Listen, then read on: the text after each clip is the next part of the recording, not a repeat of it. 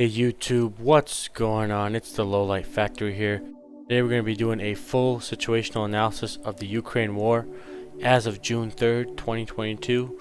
In this analysis, we're going to do a recap of what has happened up until now into the war. We're going to go over the current movements that are happening, and again, this is as of June 3rd, between the Russian and the Ukrainian armies, and we're also going to come in at the end and do the possible outcomes of the war based on the battles that are happening right now. So the battles that are happening right now are going to determine how the Ukraine conflict ends and are extremely important in what's going to happen next. So we're going to go over what are the possible outcomes. So let's get started.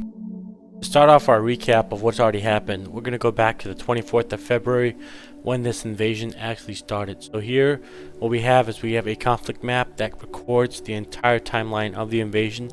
You look, the red areas are the ones controlled by Russians, and the conflict map shows all the different events happening, such as Ukrainians fighting and the rocket attacks, etc., etc. So if you look in this case, right, we're just going to fast forward. We're going to go from the 24th to the 25th. What the Russians basically did is they came from three directions, and if we draw them out, they came from the north into the Kiev region, they came from the east into the Donbass region, they came from the south from annexed Crimea into the entire south of Ukraine, just like it's drawn here. So they came from three directions, hoping to quickly kind of topple the government with little resistance. That's not what happened, and in this process they took a ton of casualties just because they thought it'd be a walkover. So if we zoom into this map right here, we'll see that one of the most important regions for them at the start of the war was the Kiev front. In this front, they were basically attempting to capture the capital, and if you look, again, this is the 25th, the second day of the war. They actually got straight to the capital because I believe it's only about 60 kilometers from the Belarusian border to the capital. So this is where they hoped to basically topple the government. Here they got a lot of resistance from both the locals and also from the Ukrainians themselves, and it was basically an entire shit show, to be honest. And if we look, I'm going to zoom out a little bit, they also tried to have some other pincers come and surround the city on three sides, right? So they tried these other, and we're just gonna highlight them out for you guys, these other pincers to come and get the city surrounded on three sides. So unfortunately for them, none of these worked out, and caused a ton of casualties. When the Ukrainians estimated that by the time they were done and retreating from Kiev, they had lost already 15,000 troops, which is a ton of casualties for this area. So again, if we look, basically for the first month of the war, they really tried hard to get into Kiev on this front and to capture it. And as we know, they were unsuccessful in doing that. Otherwise, the war probably would have taken a much different turn on that front. And eventually, if we can find the exact date here, they did decide that victory was not possible in this area, and they did decide to actually retreat. So let's see if we can find when exactly that happened. Let me see. I believe it happened in April. Yeah, it happened. So by April 1st, they had completely retreated from that region, and they were basically retreating and then moving all their trucks. If we can draw this out, moving all their trucks back across the Belarusian border and redeploying them into the east, where they thought they'd have more success. So this was a huge failure in terms of a front for the Russians. The second front they invaded from was actually Crimea itself. Again, after annexing it in 2014, they built up their military here, and basically what they did, if you look for the 24th of February, let's see if we can rewind that back.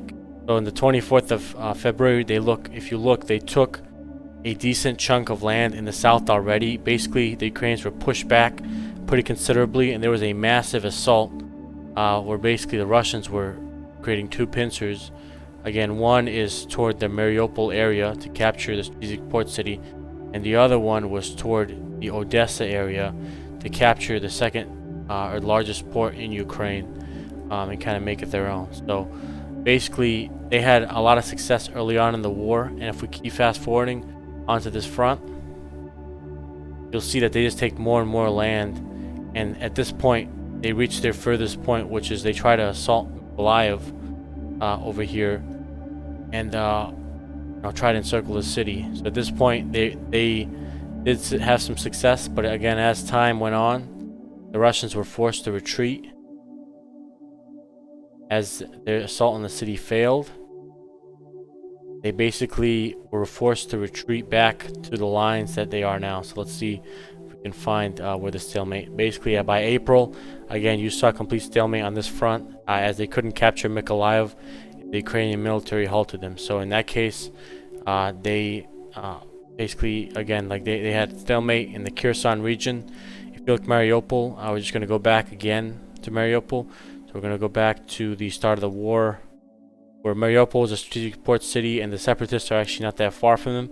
And if you look, again, very early on in the war, they basically started trying to surround the city just due to the strategic nature they needed to have it. So that's basically what they did, is they started trying to surround the city. As we all know, just through the news cycle, Mariupol was a absolutely devastating battle for both sides. Tons of civilians killed, tons of Russian soldiers who lost their lives, tons of Ukrainian soldiers who again lost their lives. Now we're gonna move on to the Eastern Front. Alright, so we're at the Eastern Front. This is one of the most important fronts for Russia. This is basically why they claim they started the war, which is to free the people of the Donetsk and the Luhansk People's Republics, so-called People's Republics, sorry, from the oppression and Ukrainian rule. In this case, again, these were pretty much bogus, but just like in World War II, they needed to make an excuse to invade. And if you look early in the war, they had some successes, or some back and forth with the Ukrainian army. Here, the Ukrainians have been dug in for a long time, since 2014. They really know the terrain well, and they know how to defend well. And if you look, the Russians tried to take Kharkiv up here. They gave a ton of effort, but they couldn't do it. Keep fast forwarding.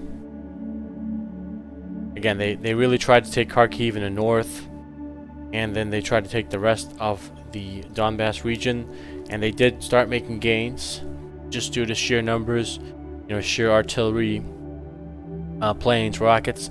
They started making gains throughout the war, although very costly gains. And Russia has lost a ton of troops in this region. They've definitely, I'd say, been outwitted by the Ukrainian army multiple times. In the Kharkiv front, they were actually pushed out of it, which is, if you think about it, is pretty insane. That they were pushed out of Kharkiv, which I believe is like 20 kilometers, 20 or 30 kilometers from the actual Russian border. They were pushed back from Kharkiv, which I believe is the second largest city in Ukraine, if I'm not mistaken. So basically in the east, again, this was a back and forth. Not necessarily a victory for the Ukrainians, you could say, but more of a stalemate region for Russia. And if you look, this has been a region that's basically been the focus of Russia ever since they retreated from Kiev. And this will lead us into what's happening now. Alright, so we're going to go into current movements in the war of the two armies. If you look at the map I pulled up, we'll just full screen the map. You're basically going to see the current stated deployments for each army. These are taken from press releases, so this is not like some behind the scenes or special information that's not public. These are public releases from the Ukrainian government mostly, and the Russians themselves. So on this map, this is basically going to show us the two big movements that are happening now. So let's get into the first one, which is the assault on Severodonetsk. Alright, so here in the eastern portion of Ukraine, there is basically the fighting that's happening in the Donbass. If you look, the Russians have basically focused their main effort in this area, and they've committed, some experts are saying, up to 50% plus of their entire troops to this little pocket here. And to give you a reference, that's only a small portion of Ukraine itself right now. So the Russians have definitely committed heavily into this area.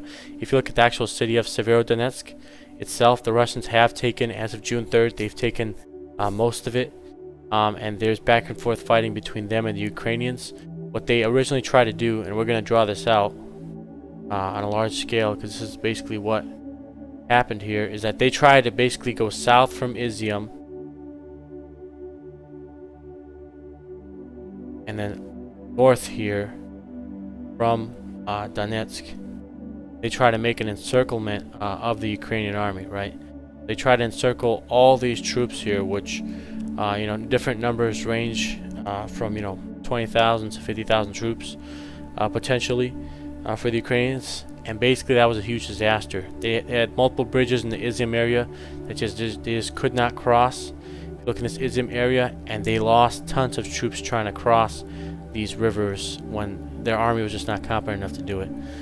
So what did they do? They adjusted their ambition lower because they really couldn't accomplish their main goal. So what they did is they made a smaller encirclement going up this area right here from Popasna, trying to go south from this area over here from this is Krasny, I believe.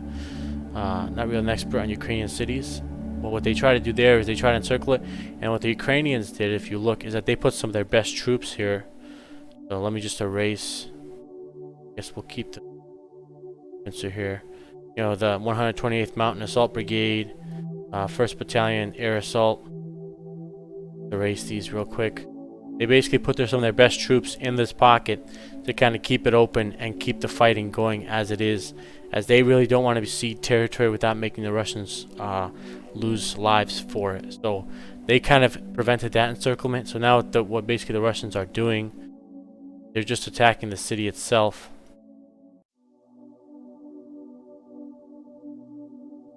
And they're maybe launching a small attack across the river here to kind of try to capture the city in this little area right here. So they've really lowered their ambitions down just so they can try to capture some of these cities and claim that they basically liberated 100% of the Luhansk region, because Severodonetsk is the last city in the Luhansk region that they liberate. So that's basically what they want to do, is they want to claim that they've liberated the Luhansk region and have had a victory in this fortress town and taken it from Ukraine.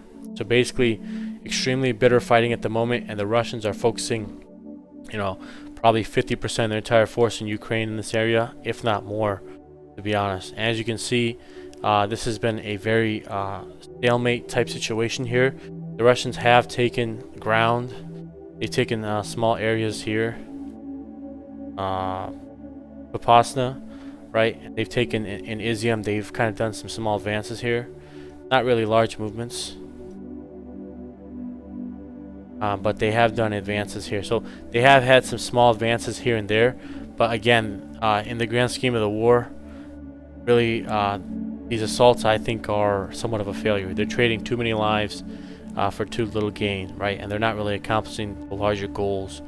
They're really just kind of taking what they can get, to be honest, in the east. That's what's happening with the Russians. Let's talk about the Ukrainians. Alright, so for the Ukrainians, their main action is actually in the southern Ukraine, around Mykolaiv and Kherson, the big cities in the south. Here, initially, again, earlier in the war, Russia was trying to take Odessa, so they were attacking Mykolaiv. They really failed pretty badly, actually. So they were attacking, they got pushed right back, and they basically failed in their ambitions. And now they basically are in stalemate. What the Ukrainians have done, to be respectful, we'll do that yellow arrow. The Ukrainians have actually pushed them from the outskirts of Mykolaiv. And again, as well as that, they did a small localized counterattack, basically in this area right here, and have gained some villages back.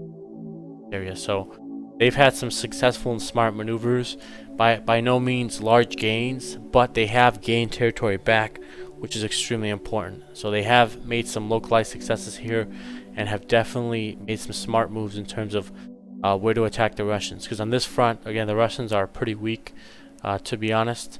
They focus most of their troops in the east, and now this front over here, right, we don't really know what's left here to defend, you know, what they've already taken now. So basically, this, I think, could be a situation where the Ukrainians possibly push them back.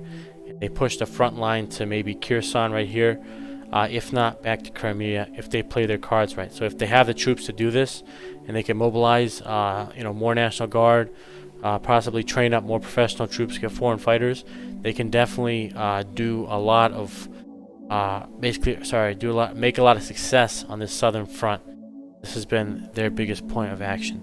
So let's talk about the possible outcomes of this war. Alright, so for the basic possible outcomes, there are basically two outcomes. One is a Ukrainian success on the battlefield, and two is a Russian success. So we're going to go over both of them. So the first outcome that I think is most likely to happen is that I think the Ukrainians, what they're going to do is they're going to hold on basically this territory or some version of this territory. So I think that they're going to hold on, create a stalemate, and possibly go back to the yellow. They'll possibly even push into Severodonetsk and possibly even just hold the city. Right, so if they do manage to hold the city of Severodonetsk, I think that there's a good chance that the Russians will sue for peace, because they know that they really can't militarily take the rest of Ukraine. Again, if they can't take one fortress town in the east of Ukraine, and it's not even a strategically significant town at this point, there's no chance them pushing in any of these lines right here. And I think they're going to sue for peace. And in peace terms, the Ukrainians could possibly get back different regions. Do I think that the Russians are going to give back all of these regions? Probably not, unless again Ukraine wants to fight for them. Probably not. But I think in terms of a peace term, what the Russians could do is maybe they'll possibly give back Kherson, right? So they'll pull back into Crimea from this area, right? They could possibly give back Mariupol and just literally make it a border where the new People's Republics are just part of Russia. Again, that was their stated war aim. So if you look at these oblasts over here, I believe that they should, if I'm drawing this correct, they would want something like this, right? So what Russia would do, since they haven't taken this entire front, if they're forced into a peace, they would want to either ask for what they have right now, right? Or if they were really beaten badly, they're just going to retreat. So I think that that would be the positive outcome for the Ukrainians. Is it realistic to think that the Ukrainians are going to push them out? I'm not really, too sure about that. They possibly could. Again, if they enlist enough men, they get enough material from the U.S., they get that heavy artillery, they possibly could push them back and then sue for a more humiliating peace with Russia. But the more realistic thing is that it'll be like Korea, where again Russia may want to keep territory they've already gotten. They may concede a small portion of it just so they can have peace. So that's a positive outcome for the Ukrainians.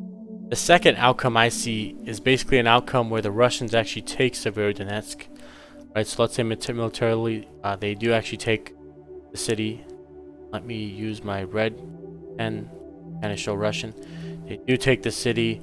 Let's say they do collapse this pocket, which is worst case scenario for Ukraine. They're probably going to lose about 10,000 troops. And then let's say that they somehow manage to collapse the second pocket around Kramatorsk, around the city of Kramatorsk. They manage to take that, and they have spectacular success. Then, in my opinion, if those things actually do happen, what the Russians will do, that I think that they'll probably just widen the front. I think what they'll do is, if you look here, they're probably going to make even more moves. They're probably going to take the whole eastern Ukraine, in my opinion. I think that if they see any military success, at this point they're already sanctioned. There's nothing really more for them to lose by stopping the war if they're being successful. So I think if they do see any success, which hopefully they don't, because again that's going to prolong the war, then we could see maybe 6-12 months more of war as they try to take more regions of Ukraine and basically try to consolidate some gains to kind of offset these sanctions, right? So if they do see success, I think that they may take the whole eastern Ukraine. And again, if let's say they have massive success, somehow there's a rout in the Ukrainian army, then what's going to happen? Well, basically they're going to go back to their original plan, right? Which is steamrolling through the entire country, right? Invading Kiev again. Maybe even having the Belarusians come in, and basically they're just going to take the entire country, right? So that would be the worst case scenario.